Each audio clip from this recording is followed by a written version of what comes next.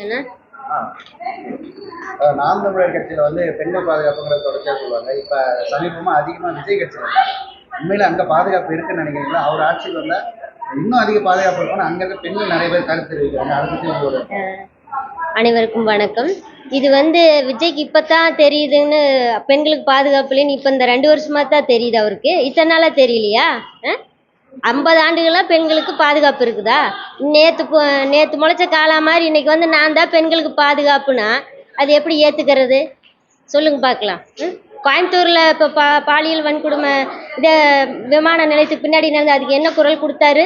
எத்தனை பெண்கள் அண்ணா சீமான் அண்ணன் தான் ஆதியிலிருந்து இப்போ 16 ஆண்டுகளா பெண்களுக்கு குரல் கொடுத்துட்டு இருக்கிறாரு. நாங்களும் இங்க வந்துட்டு இருக்கிறோம். மகளிர் பாசறை இத்தனை பெண்கள் வந்து சேர்றதுக்கு பெண்களுக்கு பாதுகாப்பு நாம் தமிழர் கட்சியில மட்டும்தான். இங்க மட்டும்தான் அண்ணன் தம்பிங்க எங்க வீட்டுல அனுப்புறாங்கன்னா நாம் தமிழர் கட்சிக்கு மட்டும்தான் தைரியமா வர முடியும். ஒரு மதுவாடை இருக்காது. அவ்வளவு ஒழுக்கமான கட்சின்னா நாம் தமிழர் கட்சி தான். நீங்க சொல்லணுங்கிறது இல்லை, எங்க கூட்டங்களை பார்க்கலாம். அண்ணா 10,000க்கும் மேற்பட்ட கூட்டங்கள் நடத்தி இருக்கிறாரு. ஒரு கூட்டம் 2 கூட்டம் இல்லை, 16 வருஷமா நடத்தியிருக்காரு. அதெல்லாம் தெரிஞ்சுக்கணும். ஊடகம் தான் மறைக்குது, எங்களுக்கு ஊடக வலிமை இல்லை. இவர் இந்த திரைக்கவர்ச்சி வச்சுட்டு வர்றாரு. மக்கள் ஒன்றும் புரியாம அங்க போறாங்க. அது தவறுன்னு தான் நான் சொல்லுவேன். பெண்களுக்கு பாதுகாப்பு நாம் தமிழர் கட்சி தான். எதனால சீமான் அவர்களை சீமான் அண்ணனை ஆதரிக்கிறேன்னா எல்லா வகையிலுமே தமிழர் நாட்டை ஆளணுங்கிறது அது ஒரு சரியான முடிவு தான். அப்போத்தான் இந்த மக்களுக்கு உண்டான எல்லா பாதுகாப்பும் கிடைக்கும். தன்னலமற்று வர்றாரு, அதை நாங்கள் ஏற்றுக்கிறோம். இங்கே இருக்கிற எல்லா பிறமொழியாளர்களும் இங்கே நாம் தமிழர் கட்சியில் பயணிக்கிறாங்க. அண்ணனோட கொள்கைகள் எல்லாமே சிறப்பாக தான் இருக்கும். தனியாருக்கு இணையான மருத்துவம், தனியாருக்கு இணையான கல்லூரிகள், அது மாதிரி தூய குடிநீர், இந்த பிளாஸ்டிக் கழிவுகள் பார்த்திங்கன்னா நம்ம தமிழ்நாட்டையே ரொம்ப மென்று முழுங்கிட்டு இருக்குது. ஒரு முதலை மாதிரி ஒரு சுற்று சுகாதாரமே கிடையாது. ஒரு டாஸ்மார்க்கு தான் ஒரு தடை செய்யலைனாலும் இந்த பிளாஸ்டிக்கு கூட தடை செய்யறதுக்கு அவங்களுக்கு ஒரு எண்ணம் இல்லை. அதாவது அவங்களுக்கு பணம் ஒரு பணவெறி தானே வழியா காற்று நெஞ்சாகிறதுன்னு யோசனை பண்ணுறதே இல்லை. ஏன்னா மக்களோட அவங்க இருந்து பார்த்தா தான் தெரியும் எப்படி நகரங்களில் பிளாஸ்டிக் கழிவுகளை பார்க்கலாம். அதை ஒரு மாவட்ட ஆட்சியர்கள்லாம் சேர்ந்து இந்த பிளாஸ்டிக் கழிவு அது கூட தடை செய்ய முடியறதில்ல. கடையாக போய் ஃபைன் போடுறாங்களே வழி, எங்கே தயாரிக்கிறாங்களோ அது அங்கே போய் கட்டுப்படுத்துறது கிடையாது. இது மாதிரி நிறைய அண்ணன் சுகாதாரம் சேர்ந்து இயற்கை வளங்களை நிறைய பாதுகாக்கிறதுக்கு சொல்கிறாரு. மலையை வெட்டி கடத்துறதுலேருந்து எல்லா மாநில எல்லைகளிலும் இங்கே பக்கத்து மாநிலங்களுக்கு கல் மண் எல்லாம் விற்கிறாங்க. பணம் தான் அவங்களோட குறுக்களை தவிர இயற்கை வளங்களை காப்பாற்றுறது கிடையாது. இதனால எங்கள் அண்ணனை சீமான் அண்ணனை எங்களுக்கு ரொம்ப பிடிச்சிருது. யாரோட கூட்டணி இல்லாமல் 10,000 கோடிக்கு விலை பேசினாலும் அண்ணன் அதுக்கு சற்று இடம் கொடுக்காம மக்களுக்காக போராடுறது ரொம்ப பிடிச்சிருந்தது. அதனால இந்த கட்சியில் நாங்கள் தொடர்ச்சியாக பயணிக்கிறோம். அண்ணனோட கொள்கைகள் எல்லாமே நல்லா இருக்குது. அதனால அண்ணனை விரும்பி நாங்கள் கட்சியில் தொடர்ச்சியாக இருப்போம், என்றுமே இருப்போம். இப்போ நாம் தமிழரோட பிரதான எதிரிங்கிறது திமுகவா தாவேகாவா? இல்ல, பிரதான எதிரி திமுக தான். இப்போ என்ன அப்படி ஒரு இது நமக்கு வருது அப்படின்னா, இப்போ அவங்கள்ட்ட பார்த்தீங்க அப்படின்னா, இப்போ ஒரு கூட்டம், இப்போ நம்ம அவங்களோட எதிர்த்து நின்றுட்டு இருக்கோம், திமுகவோட எதிர்த்து நின்றுட்டு இருக்கோம், கொள்கை எதிராக நினைச்சு நம்ம எதிர்த்து நின்றுட்டு இருக்கோம். இப்போ இந்த இடத்துல புதுசா மாற்றம் தரேன் அப்படின்னு சொல்லிட்டு எல்லா மக்களுக்கும் ஏமாற்றத்தையும் போலித்தனமான ஒரு அரசியலையும் கொடுத்துட்டு இருக்கக்கூடியவர் தான் தமிழக வெற்றிகளும். அதனால இவங்க அழிக்கணும் முதல்ல நம்ம களத்துல. ஏன் அப்படி சொல்றோம் அப்படின்னா, எதை நம்ம அழிக்கணும் அப்படின்னு நினைக்கிறோமோ அதுக்கு மேலும் வலு சேர்க்கிற விதமாகத்தான் இந்த தமிழக வெற்றி கழகம் இருக்கு.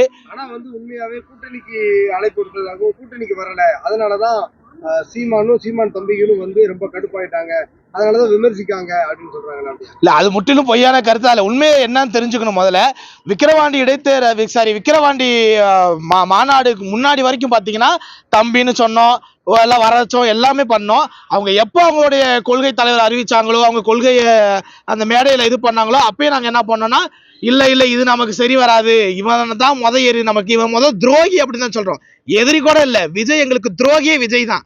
ஆனா எங்களே சொல்லுவாங்க விஜய துரோகியை மாத்திட்டீங்களா, என்ன காரணம்? எல்லாம் ஒரே குட்டையில விழுந்த மட்டைங்க மாதிரி தான் எங்களை பொறுத்த வரைக்கும். இந்த பெரியார நீங்களே முன்னாடி அவருக்கு புகழ் வழக்கு செலுத்திருக்கீங்க, முன்னாடி நீங்க இது பண்ணியிருக்கிறீங்க. நீங்க என்ன சொல்றீங்க? நாம் தமிழர் கட்சி ஒரு ஆளை வேண்டாம்னு சொல்றதுன்னா வர்ற எல்லா கட்சியும் வேண்டாம்னு சொல்லணும்னு நினைக்கிறீங்களா? இல்ல அது எப்படி அப்படின்னா, இப்ப நம்ம ஒரு இதுல இருக்கிறோம் அப்படின்னா அதுல வரதான் நமக்கு ஒரு தெளிவு வருது, நமக்கு ஒரு தெளிவான பாதை கிடைக்குது. இது எல்லா இடத்துலயும் நாங்க வந்துட்டு எடுத்துரைக்கிறதா என்ன அப்படின்னா, இப்போ முன்னாடி இருந்தது வந்து பாத்தீங்கன்னா அது அண்ணன் வந்து செந்தமிழன் சீமான் அவர்கள் வழி நடந்த பாதை, இது அண்ணன் செந்தமிழன் சீமான் வழி நடத்தும் பாதை. நாம் தமிழர் கட்சி சார்பா பெரியார் அவருக்கு புகழ் வணக்கம் வந்து செலுத்தப்பட்டிருக்குது, சரிங்களா? அதுக்கு என்ன பதில் சொல்றீங்க? முன்னாடி வந்து ஆனால் நாங்க அவரை தலைவரா ஏத்துக்கிட்டு எந்த புகழ் கூட்டமும் நடத்துறது இல்லையே, எந்த புகழ் கூட்டமும் நாங்க அவரை தலைவரா ஏத்துக்கல. அவர் அண்ணன் சொல்றது என்னன்னா, தலைவன் என்பவன் நம்மளுடைய பெத்தவனா இருக்கணும். அதான் பெரியார் வழிகாட்டி ஏத்துக்கோங்களேன். எதுக்கு நாங்க வழிகாட்டுங்க? தமிழே இல்லைங்க அவரு, நாங்க எதுக்கு ஏத்துக்கணும்? தமிழை காட்டு மிராண்டி பாசன்னு சொன்னது யாரு? ஏத்துக்கலாங்களா? இல்ல, நீங்க தானே புகழ் வணக்கம் செலுத்திருக்கீங்க எவ்வளவு நாள்? அதுதாங்க நான் சொல்றோம். முன்ன இருந்தது எப்படி அப்படின்னா, அது நாங்கள் வழி நடந்த பாதை. படிக்கதான் எங்களுக்கு தெளிவு வருது.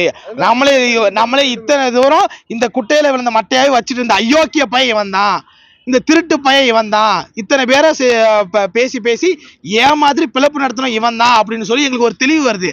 அப்போ அந்த தெளிவுல இருந்து நாங்க மீண்டு வரணும். மீண்டும் போயிட்டு இந்த திராவிட கட்சிகள் கூட நாங்க வந்துட்டு சமரசமோ எதுவுமே செய்ய மாட்டோம். நாங்க இப்ப தமிழ் தேசிய பேசிட்டு இருக்கிற எல்லாரும் பாத்தீங்கன்னா, அன்புமணி ராமதாஸ், ஐயா ராமதாஸ்ல இருந்து திருமாவளவன்ல இருந்து எல்லாமே இருந்தாங்க. எல்லாமே திராவிடத்தை அடமான வச்சுட்டாங்க. ஆனா கடைக்குட்டி சிங்கமா வந்தது எங்க அண்ணன். இன்னமும் போராடி நிக்கிறோம்ல, உறுதியா நிக்கிறோம்ல. இவங்க வரவங்க எல்லாமே தேர்தல் அரசியல தான் பாக்குறாங்களே தவிர மக்கள் அரசியல் யாரும் பார்க்கல. ஆனால் மக்கள் அரசியல பேசக்கூடிய இயற்கை வளங்களாக இருக்கட்டும், எல்லா உயிரினங்களுக்காக இருக்கட்டும், பிறப்புக்கும் எல்லா உயிர்களும் போட்டா மட்டும் பத்தாது, அதை கடைபிடிக்கலாம் இருக்கட்டும். அதை நாங்க நாம் தமிழர் பிள்ளைகள் மட்டும் தான் நாங்க நடத்திட்டு இருக்கிறோம். வந்து சாட்டை துரைமுருகன் வந்து விஜயை எதிர்த்து நிக்க போறாரு அப்படின்னு சொல்லிருக்காங்க, அது உண்மைதானா? அது தலைமை என்ன முடிவு பண்ணது அதுதான். அப்படி நிக்கணும். அது விஜய் அவ்வளோக்கெல்லாம் ஒரு ஆள் இல்லைங்க, விட்டுருங்க, வேண்டாம். விஜய் அவ்வளோலாம் ஒரு ஆள் இல்லை. அவரை எதிர்த்து நம்ம சாட்டையனாலாம் வேணாம். சாட்டையனா அரசியல் கால் கட்டவேல் மயிறு கூட அவர் வரமாட்டார், அவ்வளவுதான். நன்றிங்கண்ணா. ஆமா, பெண்கள் பாதுகாப்பு விஜய் கட்சி ஆரம்பிச்சதுக்கு அப்புறம் நாங்க தான் பெண்களுக்கு பாதுகாப்பு அப்படிங்கிற மாதிரி பேசுறாங்க. எப்படி பாக்குறீங்க? அவங்க கட்சியில பெண்கள் பாதுகாப்பு நீங்கள் வந்து நாங்கள் சொல்கிறத விட நீங்கள் வந்து கண்ணால் இங்கே வந்து கூட்டங்களில் பார்க்கும்போது தான் பெண்களோட பாதுகாப்பு என்னங்கிறது தெரியும். எங்கள் அண்ணன்மார்கள், தம்பிங்க அனைவருமே, தாய்மார்களாக இருக்கட்டும், வயது பெண்களாக இருக்கும், அவங்களுக்கு கொடுக்குற மரியாதையும் சரி, அவங்கள நடத்துகிற விதமும் சரி, எங்கள் கூட்டத்திலேருந்து நீங்கள் நேரடியாக பார்த்தீங்கன்னா உங்களுக்கு புரியும். இப்போ நைட்டே வந்து பெண்கள்லாம் வந்து தங்கிடுறாங்க. இப்போ சென்னையிலேருந்து வந்திருக்காங்க, காஞ்சிபுரம், சேலம், எல்லா மாவட்டத்திலேருந்து பெண்கள் வந்து நைட்டே வந்துடுறாங்க. அவங்க வீட்டு ஆண்கள் வந்து நம்பி அனுப்புகிறாங்க அப்படின்னாக்கா பெண்களுக்கு எந்த அளவுக்கு இங்கே பாதுகாப்பு இருக்குங்கிறது நாங்கள் சொல்லி தான் தெரியணுங்கிறது உங்களுக்கு கிடையாது. விஜய் அரசியல் பண்ணவருக்கு நாம் தமிழர் கட்சிக்கு வாக்கு சரிஞ்சுன்னு சொல்றாங்க. இது வரைக்கும் ஒரு 8% வந்துருச்சு, சரிஞ்சிருங்கிறாங்க. அது உண்மை? அதாவது தம்பி, 8% வாக்குங்கிறது நாங்கள் எவ்வளோ சிரமப்பட்டு எவ்வளோ மக்கள் எங்களை உணர்ந்து அந்த வாக்குகள் வந்திருக்காங்க. தமிழ் தேசியத்தை நம்பி வர்றவங்க, தமிழ் தேசியத்தை முன்னெடுத்து நடக்கிற இளைஞர்கள், மாணவிகள், பெண்கள், ஆண்கள் அனைவருமே தமிழ் தேசியத்தில் இருக்கிறவங்க யாருமே விஜய் நோக்கி போக மாட்டாங்க. மேற்கொண்டு எங்களுடைய பலம் வந்து நீங்கள் 2026 தேர்தலில் நாங்கள் நிரூபிச்சுட்டு பேசுகிறோம். 8% வாக்கு 16 ஆகுதா இல்லை அதுக்கு கீழே போகுதாங்கிறது அதுக்கப்புறம் நம்ம பேசுவோம்.